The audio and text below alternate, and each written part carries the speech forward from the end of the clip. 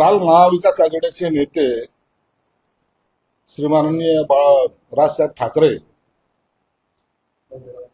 यांनी त्यांच्या मेळाव्यामध्ये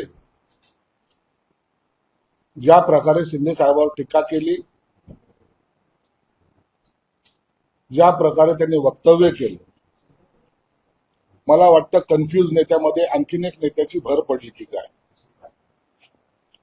मुळामध्ये आपण काल काय बोललो होतो, आज काय बोलायचं, हे सगळं कन्फ्युजन यांच्यामध्ये तयार झालं. जर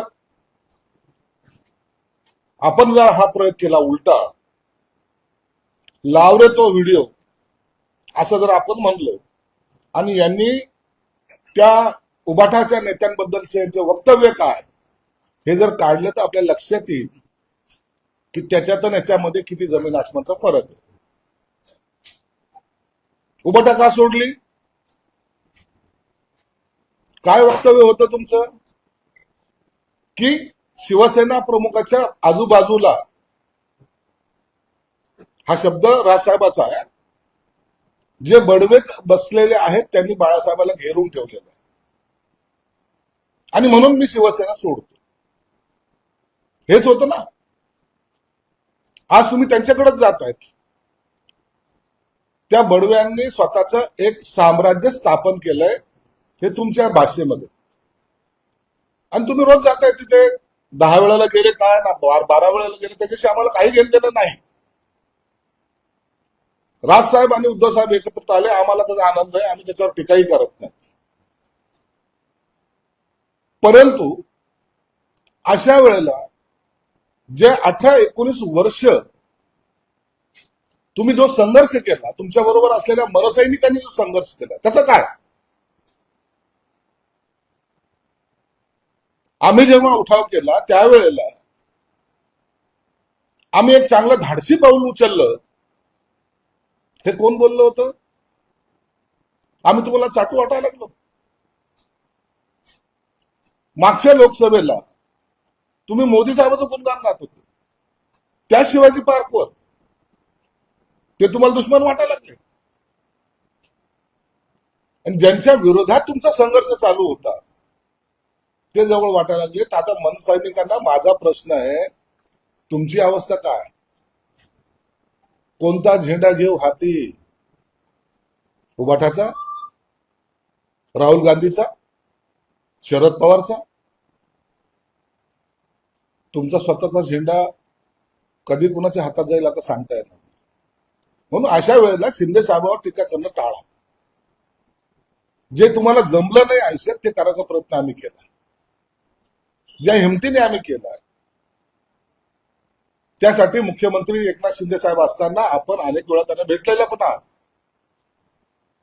अनेक वेळा त्यांच्या कामाची दखलही तुम्ही घेतलेली आहात, आणि आम्ही कधीही तुमच्यावर टीका केलेली नाही.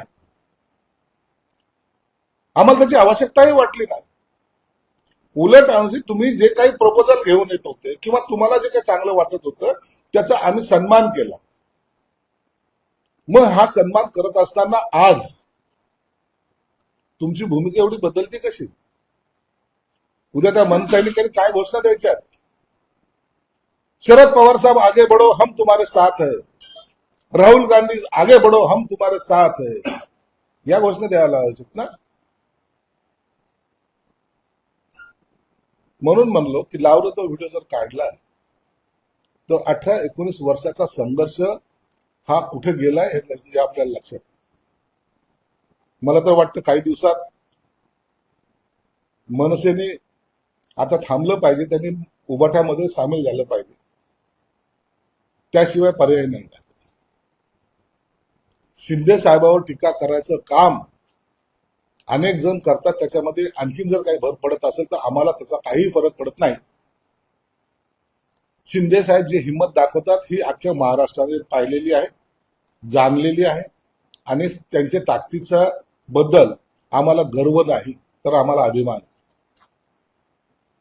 एक माणसाने जी शिवसेना इतरांच्या दावणीला बांधण्याचा प्रयत्न केला, लाचारी पत्करण्याचा प्रयत्न केला, बाळासाहेबांचे विचार विकण्याचा प्रयत्न केला, त्यांची दुकानदारी मांडण्याचा प्रयत्न केला, त्याला जपण्याचं काम एकनाथ शिंदे साहेबांनी केलं. म्हणून आता तुमची भूमिका काय याबद्दल आम्हाला घेणे देणं नाही आणि आम्हाला त्याच्यावर बोलायचं, भाष्य करण्याची आवश्यकता सुद्धा नाही. राहिला निवडणुकीचा प्रश्न, त्या इलेक्शन कमिशनरचा प्रश्न, त्याबद्दल तुमचं काही मत असू द्या, आम्ही त्याचा विरोध करतच नाही. तुमचं ते भूमिका आहे आणि ते खरं असेल तर ते झालंही पाहिजे. आम्ही त्याला कुठेही आडवं येणार नाही किंवा आम्हाला त्याची गरजही नाही, आम्हाला आडवं करायचं काय. जर असे चुकीचे मतदार येत असेल तर निश्चितच ते काढले पाहिजे.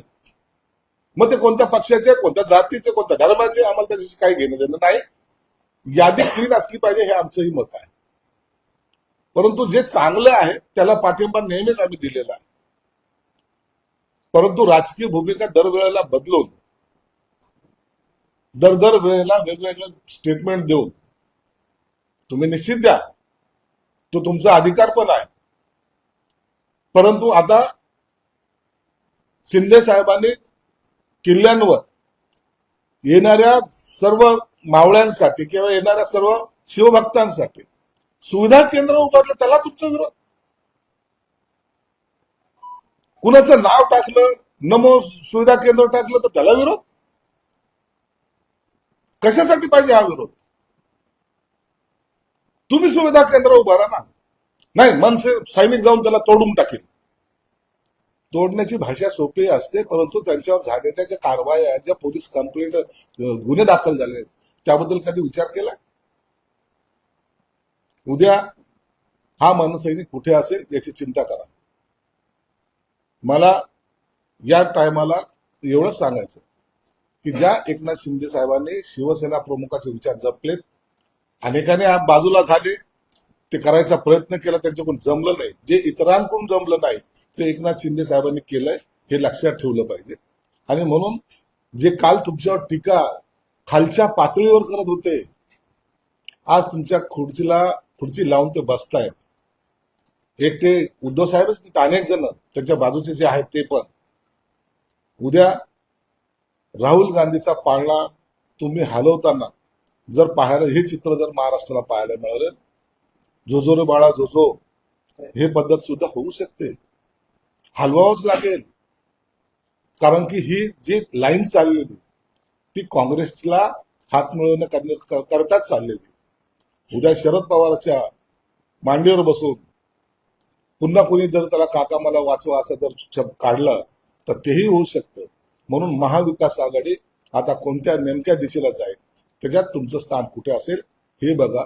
एकनाथ शिंदे काय करतात, सत्ता पाहिजे असती तर आजही आम्ही जिद्दीने सत्ता मिळवू शकलो असतो. सत्तेमध्ये आम्ही आहोत आणि समाधानी आहोत.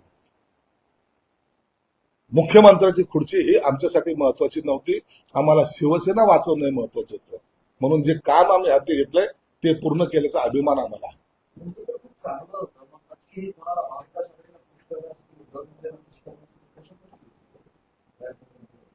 हीच भूमिकाच कळत नाही त्यांची. आता काही दिवसानंतर त्यांना जादूचे प्रयोग करावा लागेल. फू केलं, अरे आता इथं होते, कुठे गेले, अरे ते बांद्राला पोहोचले, असं दिसेल चित्र. अरे आता तर होते स्टेजवर, नाही बांद्रामध्ये आहे. हे जादूचे प्रयोग चालू आहेत आता. महाविकास आघाडी मध्ये भलेही काँग्रेस आणि शरद पवार यांना विचारो ना विचारो, यांना त्यांच्याबरोबर फरफटत जावं लागणार आहे. म्हणून म्हणलो की काही दिवसानंतर कोणते पक्ष कोणत्या पक्षात विलीन होईल हे सांगता येत नाही. चित्र तसं दिसतंय. दुर्दैव हे की त्या मनसेच्या मनसैनिकांनी जे 18-19 वर्ष घातले, त्यांचं भवितव्य काय हा प्रश्न मनाला विचारावा लागेल.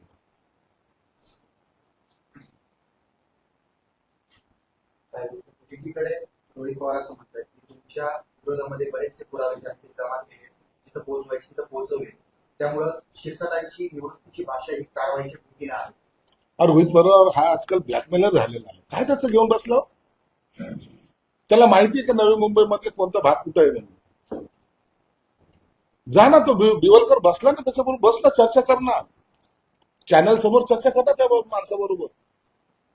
और अधिकारी आहेत ना त्या सिडकोचे, त्याच्यावर चर्चा कर ना. हे ब्लॅकमेल करायसाठी काही लोक जे आहेत ना, हे अशा पद्धतीने स्टेटमेंट देतात, त्याचं जास्त मनावर लावून घ्यायचं नसतं. जे सत्य आहे ते कधी लपत नसतं. जर चुकीचं केलं असेल तर निश्चितच त्याची सजा होईल, आणि नसेल तर त्याच्याबद्दल चर्चा कशाला करायची.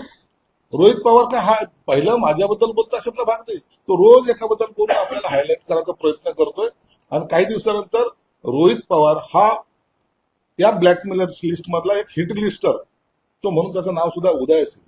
उद्या 1 तारखेला महाविकास आघाडी आणि सर्वपक्षीय मोर्चा निघतो मतदार याद्यांच्या काय पद्धतीने महाविकास सरकार त्यांना परवानगी देणार आहे अशा पद्धतीची माहिती आहे. मला वाटतं सरकारने परवानगी वगैरे नाकारू नये, त्यांना मोर्चा काढू द्यावा. काढलं तर काही हरकत नाही. त्यात काय तथ्य असेल ते निवडणूक आयोगाने ते पाहून घेतील. परंतु महाविकास आघाडी मोर्चा काढते, त्याच्यामध्ये कोणकोणत्या पक्षाचे नारे देईल ते उद्या कळेल.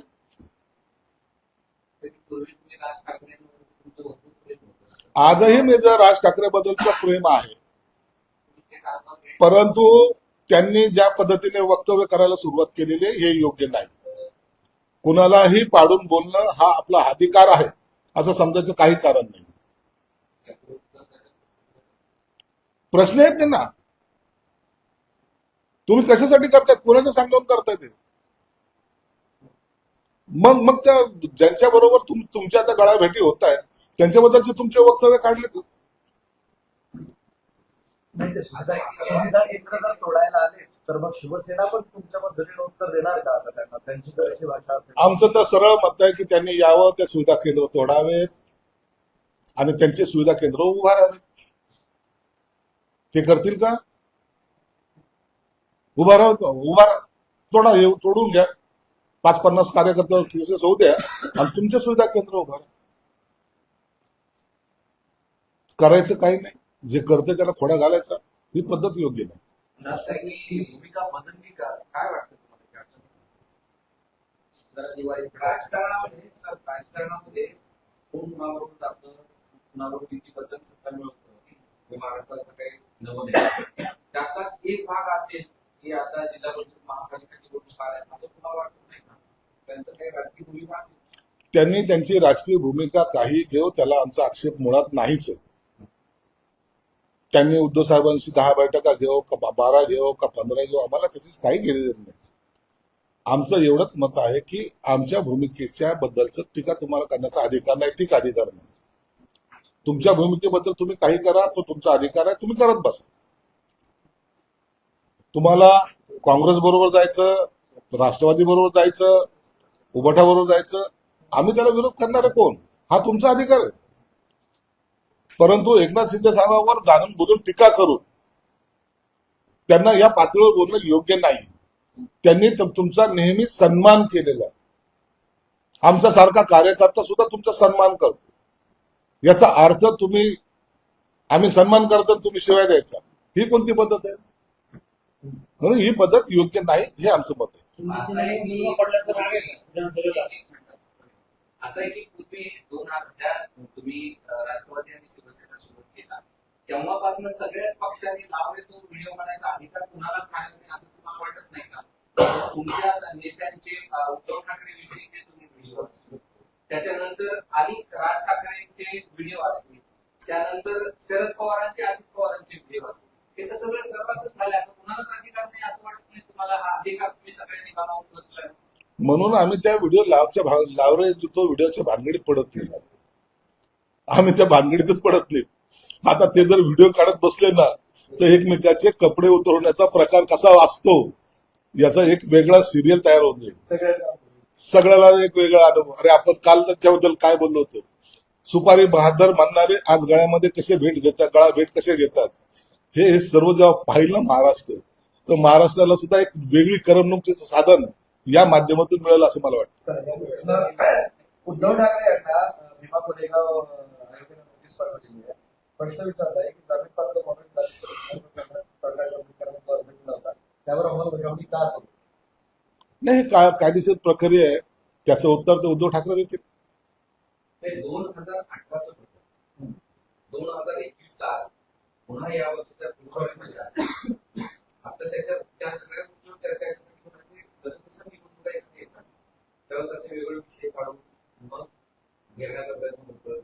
नेमकं तुम्हाला माहित असतील मोठं काय? नाही, असं काही नसतं. हे कोर्ट प्रक्रियेचा असलेला विलंब, राम मंदिराचा प्रकरण किती वर्ष चाललं हे आपल्या सर्वांना अनुभव आहे. सगळे असे प्रकरण जे सेन्सिटिव्ह असतात त्याला लागलेला विलंब ही प्रक्रियेचा भाग आहे आणि त्याच्यावर भाष्य करणं योग्य नाही. पण एकीकडे मुख्यमंत्र्यांनी आश्वासन दिलं दुसरीकडे नागपुरात बच्चू कडू, राजू शेट्टीसह शेकडो आंदोलकांवर गुन्हे दाखल करते आहेत. महामार्ग अडवले, संस्कृत असे गंभीर गुन्हे दाखल केले. नाही, खरं तर हे आंदोलन जेव्हा करतात कोणताही पक्ष असो ते एक राजकीय गुन्हे असतात. ते एखाद्या मागणीसाठी असलेले आंदोलन असतात. म्हणून यावर सरकारकडे जेव्हा ते आंदोलक येतात किंवा त्यांची मागणी असते त्या टायमाला सरकार त्याच्यावर सहानुभूतीने विचार करतं आणि योग्य वाटलं तर ते खटला मागे घेण्यासाठी सरकार सुद्धा आपल्या पद्धतीने पाऊल उचलत आणि असतं. गांभीर्याने घ्यायची गरज नाही. नाही, सरकारची भूमिका काय असेल त्यावर ते अवलंबून असतं. माथाडी नेते नरेंद्र पाटलांनी त्या कार्यक्रमात बोलले. त्यांनी इथला किस्सा सांगितला की एकनाथ शिंदे यांना मुख्यमंत्री केलं आणि देवेंद्र फडणवीस यांना उपमुख्यमंत्री जेव्हा व्हायला सांगितलं तेव्हा माझ्या डोळ्यात पाणी आलं आणि मला प्रचंड रडायला आलं असं ते म्हणाले. असतं एखाद्या नेत्याला आपण मानतो त्या टायमाला त्याला त्याच्यावर जर आपल्याला वाटत असेल अन्याय झाला तर डोळ्यात पाणी येणं साहजिक आहे. आमच्यासारख्याला एकनाथ शिंदे साहेब मुख्यमंत्री होतात त्या टायमाला आम्हाला आनंद अश्रू आले होते.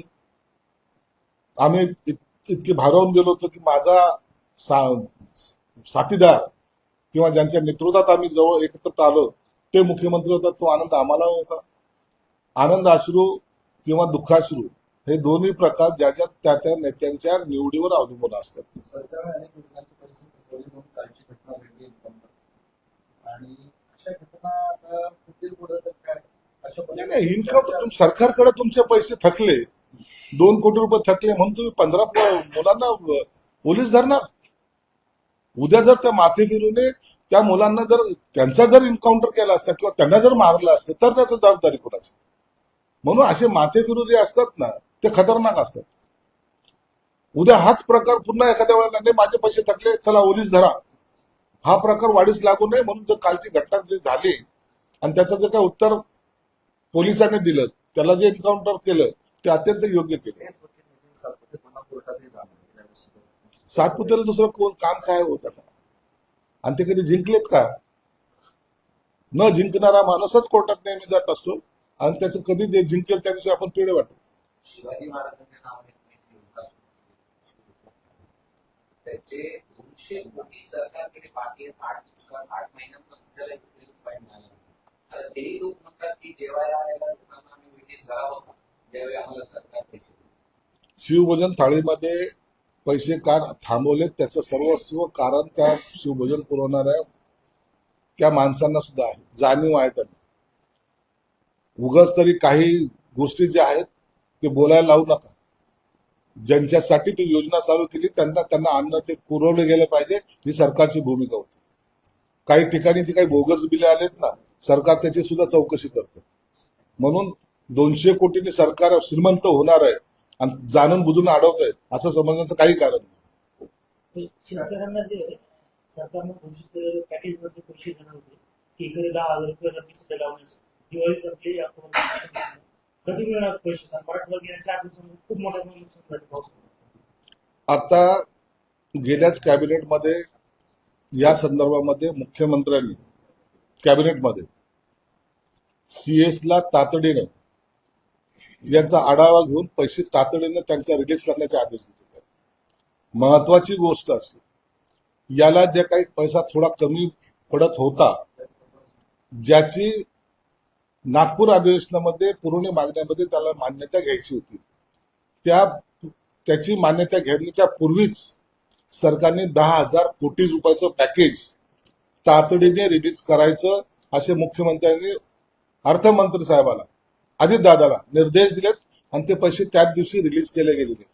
मला वाटतं सीएसने त्याचबरोबर सीएसने या बैठकी घेऊन तातडीने सरकार शेतकऱ्याच्या खात्यात पैसे गेले नाही तर सीएसला जबाबदार धरण्यात येईल असा सज्जड दम मुख्यमंत्री साहेबांनी दिला. म्हणून तातडीच्या बैठका झालेल्या आहेत आणि पैसे रिलीज झालेले आहेत. जास्तीत जास्त 1-2 दिवसामध्ये शेतकऱ्याच्या खात्यामध्ये सर्व पैसे येतील. त्या अबू आझमीने पुन्हा विचार केला की वंदे मातरम म्हणायचा प्रश्नच येत नाही आपल्या शहरात. अबू आझमी पुनरुच्चार वंदे मातरम म्हणायचा प्रश्नच येत नाही म्हणणार नाही. काय करायचं? अबू आझमी हा कधीही भारताच्या बाजूने नव्हताच. जातीवादी वक्तव्य करणं हा त्याचा मूळ अजेंडा आहे. चांगल्या असलेल्या मुस्लिम समाजामध्ये द्वेष पसरवण्याचं काम अबू आझमी नावाच्या सापाने केलेलं आहे. म्हणून त्याच्याकडून आम्ही अपेक्षाही धरत नाही. त्यांनी बोलू का ना बोलू याबद्दल आम्ही त्याची वाद घालत नाही. परंतु जेव्हा देशाच्या हिताच्या विरोधात बोलेल त्या टायमाला कारवाईला त्याला समोर जावं लागेल एवढं मात्र निश्चित आहे. हे रायगड जिल्ह्यामध्ये तुमच्या शिवसेना आणि राष्ट्रवादी काँग्रेसचा म्हणजे जोरदार वाद सुरू झाले. एकमेकांचा हिशोब चुकता करण्यापर्यंतचे वक्तव्य केले जात आहे.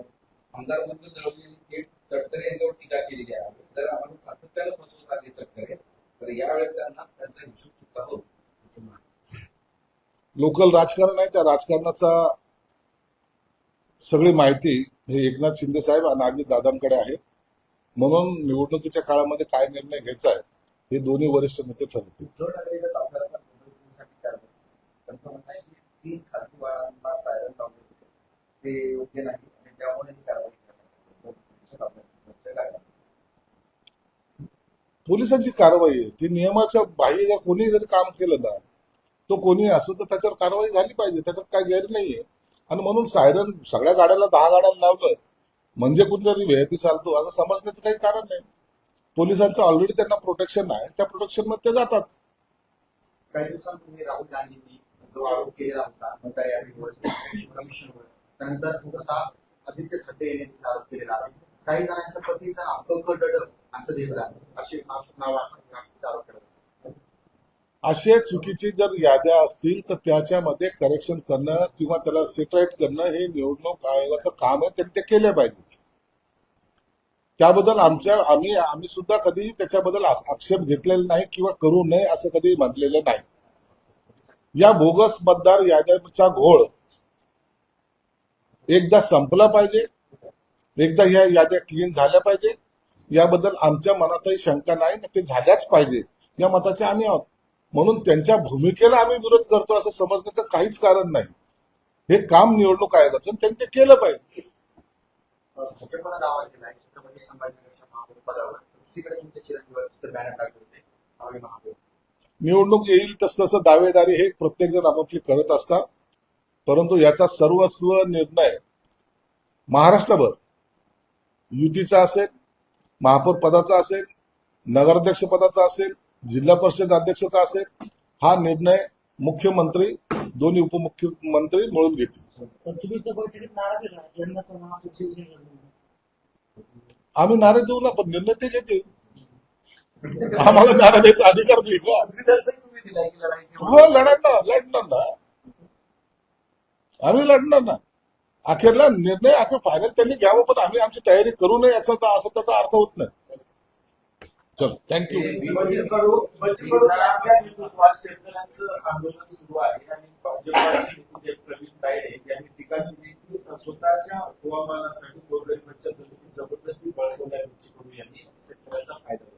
त्यांचा मदतचा व्हिडिओ पण तुमच्या डोळ्यात त्यांच्या बच्चू कडू बद्दलचं आंदोलनासंदर्भामध्ये मुख्यमंत्र्यांनी बैठक घेतलेली आहे. अनेक नेते त्याच्यात जानकर असतील किंवा आणखीन तायडे असतील किंवा आणखीन अनेक नेते त्या बैठकीला होते. आंदोलनासंदर्भामध्ये असलेली भूमिका मुख्यमंत्र्यांनी स्पष्ट केली आहे आणि त्यांच्यावर मला वाटतं त्यांचं समाधान झालंय.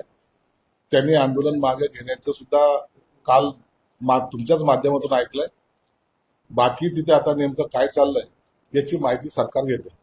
बीडला विजय सिंह पंडित यांनी बोलताना सांगितलं की आता आम्हाला स्वबळावरच करायचं. अजूनही माहिती निर्णय झालेला नाही आणि जिल्हा परिषदेला स्पष्टपणे नाराज होता. देऊ दे नाराज. ज्यांना ताकद आजमावायची त्यांनी ताकद आजमावी. ज्यांना मैत्रीपूर्ण लढत करायचे करा. ज्यांना युती करायची ते करतील. ज्यांना नाही करायचे ते स्वतंत्र लढतील. परंतु याचा निर्णय घेण्याचा अधिकार त्यांना पोचतो का हे त्यांनी तपासून पाहावं.